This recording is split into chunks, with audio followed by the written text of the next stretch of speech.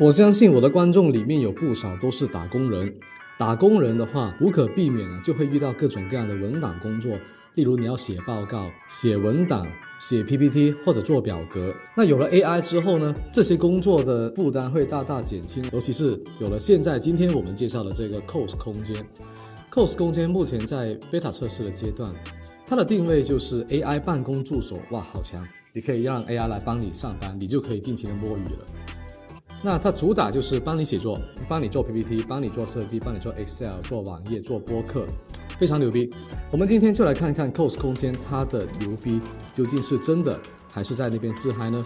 我会设计一个任务，然后让它基于这个任务去进行写作、PPT 设计、Excel 网页这几类主要的打工人的工作。那我相信大部分打工人应该都不会去开播客的，所以播客就不在我今天的适用范围之内。而今天这个任务就是让他把自己当成一个行业分析师，来分析数字能源的这个行业。因为我跟我老婆会在炒股的时候，我们会关注各种各样的一些行业，尤其是我们最近会比较关注数字能源等等的一些比较新兴的行业。如果 Cos 空间它能够基于这个诉求做好写作 PPT 设计和网页各种各样的一些功能的话，那对我们来说帮助肯定是很大的。那首先我们先看看它写作能力如何。我们可以看到它有一键优化 prompt 的功能，这对大部分用户来说都是比较重要的，因为很多人写的就是狗屎，对，就是狗屎，他们不知道如何去描述一个问题，就包括我现在写的这个 prompt 本质上也是狗屎，因为这是我10秒钟内拍脑门想出来的。在一键优化之后，它就变成了一个有结构化的 prompt。OK， 这省掉了我很多的时间。先让它进行写作，字数的话，我会让它控制在1000到3000字以内，因为字数太多的话，我也不想看，你也不想看吧？我相信。这类工具在使用的时候，我一般都会去看它的历史步骤，因为看它历史步骤很有意思。我自己会感觉像一个老板一样，看他一步一步的去做各种各样的事情。他第一轮深度思考一般都会比较简短，很概括性的去理解这个任务究竟要做什么东西。他发现原来他需要去收集资料，我一句话不到的时间，他搜索了78个来源，很牛逼。不是说这个 AI 工具很牛逼，而是 AI 很牛逼。你不可能在10秒、20秒之内收集到78个来源，同时把它们全都给读完，还把关键信息提取出来。接下来我们可以看到，他获取到了这些信息，但是他又缺乏这些信息。他是有主观意识，他知道自己要什么，不要什么。而且这每个链接我们都可以点进去看，例如这个数字图书馆，像数字图书馆这里面一大堆文字，还有英文的一些信息，也是一大堆文字。再找一个看看，那我们可以看到，他收集的这100多个信息来源，涵盖了中外的信息。虽然主要是以文本为主，但这些文本基本上都是有文字、有数字，能够说明很多问题。可能你在调研一个不熟悉的行业的时候，有些术语你还是不懂的，还是会有一定门槛的。那在进行了多轮搜索之后，他觉得虽然有些信息依然是不足，但是核心信息已经有覆盖了。也就是说，他拆解了这个任务之后，他知道哪些是主要矛盾，哪些是次要矛盾，可以帮我屏蔽掉很多噪声。他开始撰写这个分析报告了，确认了报告的字数 OK， 但是他又发现这里有个矛盾点，我希望是1000到3000字，但是我的要求又是深度分析，这两者是有一点矛盾的。他最终的判断是以用户指定的为准，这是一个非常正确的判断。他并不会因为有矛盾而根据自己的想法去自由发挥，这一点我觉得做得非常好。哇，已经生成完了。OK， 我们看看这个报告长什么样子，大概搂一眼，扩大看看，有标题，有内容，而且是结构化的，分了6个部分。第一部分是全行业的分析，技术的发展趋势，政策的因素，竞争格局。竞争格局就包括海内外的龙头和新兴的势力，再做一个财务和前景分析，最后给出投资价值的评估。这个结构非常干净利落啊，结构是很完整的。而且从文字上来看，从内容上来看，有文字，有数字，这个是 OK 的。我们点多图看一下，我猜它原本是一个文档啊，不用我猜了，它已经直接生成出来了。多图它就会把这个文档变成几张图，那你能干嘛呢？你可以马上发小红书啊，这几张图很牛逼。假如你想做一个小红书的知识类博主或者投资类博主，这个工具就可以让你非常快的生成一份报告。OK，我看看模板选择可以选哪些模板。模板选择这个是敬请期待，还没有，但瑕不掩瑜，我认为这个效果已经非常好了，这个效果非常好。下载下来，全部图片。OK， 我先下载下来，我回头我会发到小红书，看看能不能唬到一些人。因为这个分析报告它里面是干巴巴的文字，都在描述一件事情。除了这种分析，就包括一些学术知识的讲解，它都是比较干巴巴的。越是干巴巴，读者就越难判断这是人写的还是 AI 写的，除非里面会出现很离谱的一些 AI 的换取的一些错误。但无论如何，这个效果是比较惊艳的。OK， 简单总结一下，在 COS 空间生成写作、生成文档这一块，我可以给到7+1分，大概是8分。7分是给到它生成文档、生成文案的这个能力，我觉得这个能力基本上是没有什么问题，整个流程也是很顺畅，也是符合逻辑。同时，它还可以直接生成图片，因为之前我是没有预想到它会有这个能力的，所以我再给它加了1分，总是8分。接下来我们看看它生成 PPT 的能力，同样也去做一个一键优化，它针对这个 prompt 做一键优化，效果是比较稳定的。它优化出来的这些内容跟刚刚写作的时候优化的内容没有什么两样。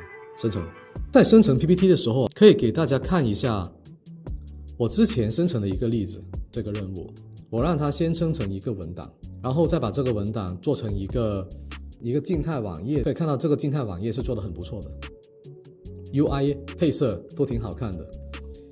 我再让它基于这个内容去生成 PPT， 但在生成 PPT 时候就掉链子了。整个过程中它遇到很多问题，试了好几次。最终都失败了，然后他最终给我一个 PPT 大纲，让我依照这个大纲自己去做一个 PPT， 那我就觉得很无语。那要你有什么用？因为先写一份文档，再去做 PPT， 这种情况应该是蛮常见的。如果你一个任务要分别生成文档跟 PPT， 就会面临一个问题，就是模型在2次不同的绘画下去做的东西，有可能会出现不一致。出现不一致之后，你怎么改？你改文档又不是，改 PPT 又不是，那就很坑爹了。那我们先单独看看它生成 PPT 能力如何。它前期也是在理解这个需求，做任务的拆解，然后再去做搜索。这个步骤是没有什么不一样的。刚刚喝了2杯咖啡，它又搜索完了，生成了一个大纲。大家看一下，生成了24页的大纲。哇，朋友们，你想想，如果你要做24页的 PPT， 刨开第1页的 Hello 跟最后1页的 Goodbye，22页你要做多久？1页 PPT 我少算你15分钟吧，22页15分钟除以4，那也得5-6个小时，你还得不断的改，5-6个小时，你现在10来分钟就做完了，太夸张了。那我们可以看到它这里给出每一页的一个主题以及内容，它主题其实设计的也比较合理，还会分1级目录跟2级目录，不错。你也可以在这里新增1页，输入你觉得要输入的东西。OK， 现在开始在生成了。它目前在搜索图片、生成图片。只要你做过 PPT 或者做过视频，你肯定会知道，在找素材、找图片这件事情上面是真的很费时间。尤其如果你是一个完美主义的人，或者说你对审美有很高的要求，你希望 PPT 做的比较高大上，你肯定会花很多时间在找素材这件事情上面。我有点好奇它这个图片长什么样子，我随便看一个看看。就这些效果图，这种上面这一部分是它生成的图片，第二部分就是一些真实的图片，是它搜索出来的图片，可能就会有数字能源相关的一些企业、厂房、车间相关的一些，对，还有一些示意图 ，Energy Storage。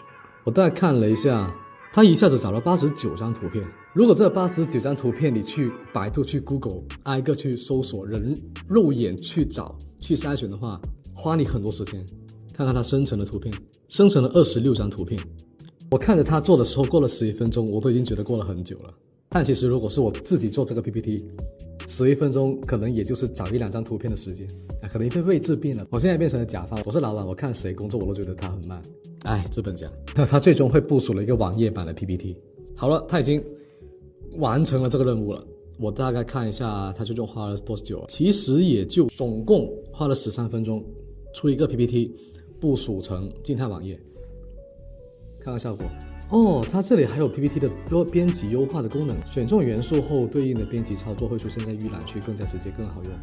那这个功能确实很好，同时也可以去进行复制、粘贴、剪切、引用对话并删除，这个功能不错，这是可以改的，那非常不错，可以改成我的名字。OK， 改成了我的名字。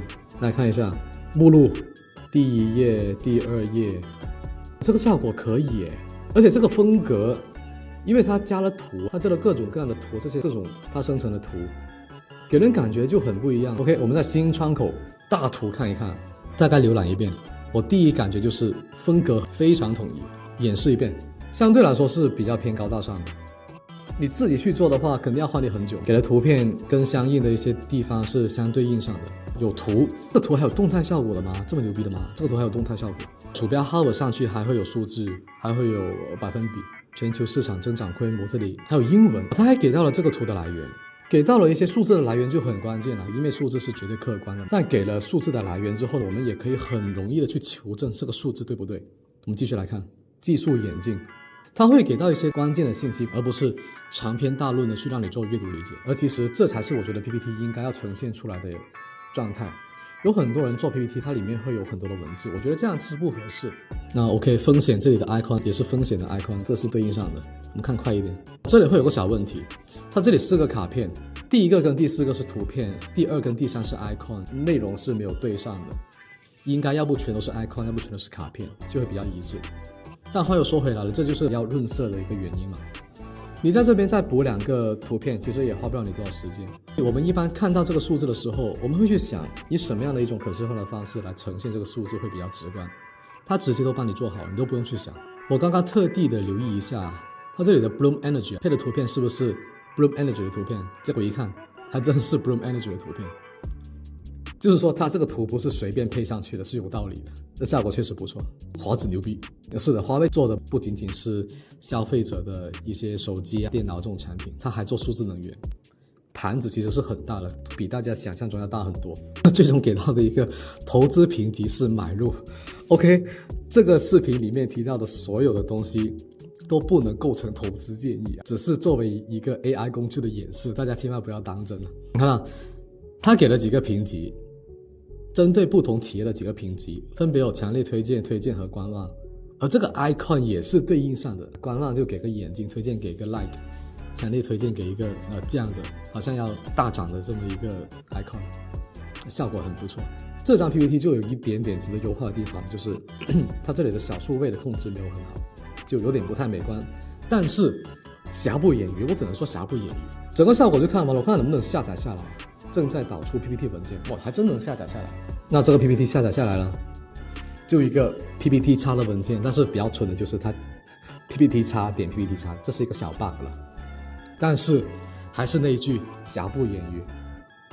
看看效果怎么样？开这个 PPT， 再大概过一遍，一点问题都没有，有可能会出现死图，是会有一些死图在里面，但是还是那一句，瑕不掩瑜啊。你把那个图片粘过来不就行了？ OK， 就这个效果，还真不错。我们回到 Cos 空间的主页，今天我们是评测了写作和 PPT 的2个功能，但对我来说已经足够惊艳了，因为它可以解决我们工作里面2个痛点。你不需要指望它把这件事情全都做完，你直接拿去给领导汇报，你只需要指望它可以帮你节省95%以上的时间，你就变成了老板本身。然后你还可以一手搞定主页跟副页2件事情。主页就是让他写作和做 PPT， 副页可以让他基于生成的这些文档和报告转成图片，这个你可以发小红书啊，你就可以变成一个知识博主啊，对吧？就一鱼两吃，真一鱼两吃。OK， 我觉得效果是很不错的，我建议大家也都去试用一下。那接下来我还会做更多的视频，帮你去测评它在设计、在 Excel 和网页和播客上面的一些能力。那今天的视频就到这里。我是 Mr. Orange， 我们下期再见。